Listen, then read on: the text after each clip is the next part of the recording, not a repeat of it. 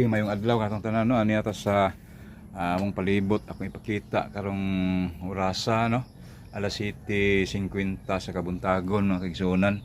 O man ito sitwasyon nato dire no. Kani nga adlaw Nobyembre 3 adlawng Lunes mga kaigsunan tuig 2025. Okay, dunay bagyo kuno maabot karong adlaw o ugma ba.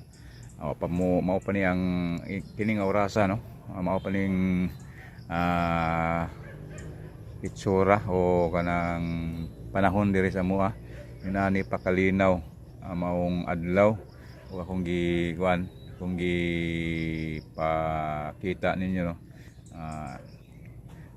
Kakaron maayo pang panahon o galo na pay adlaw. Unta dili nanta ni mo mausab pa no. Mong ditso na niyo yung ang bagyo dili na mo abot no.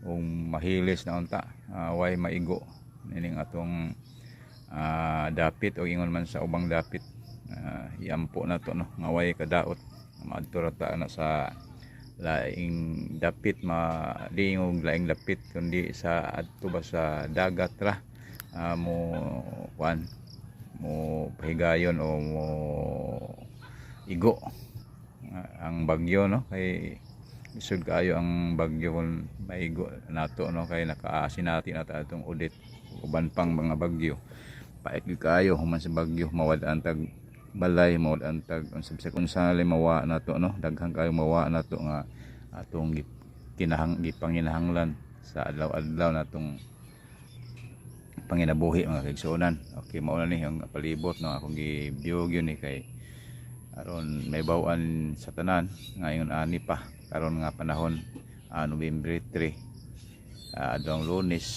o anaata sa alas 7:50 ang takna makaigsunan. O mao ni akong palibot no akong payag dili ni og kay pag-unsa nga akong gisyatan kundi pag-aninaw lang nga mao ni atong nahitabo karong adlaw. Unta yampo na to nga magpabili ni ngayon ani ang sa hangtod mga kaigsunan.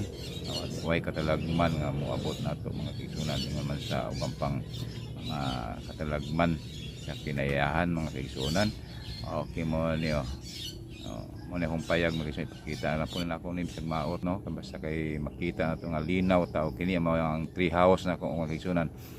Ako nang ihimo nya lisod magmauba tawon og mawa na simbak ko kay hindi na ko kahimong gama ng ingon ana ano Pinoyanan man ako na kay og nay mga bisita naman sa ingon ana na makadawat og bisita o makapahigda ta nga dituan ba ana laguna di na ipasigarbo na to bisag maot na ako lang nga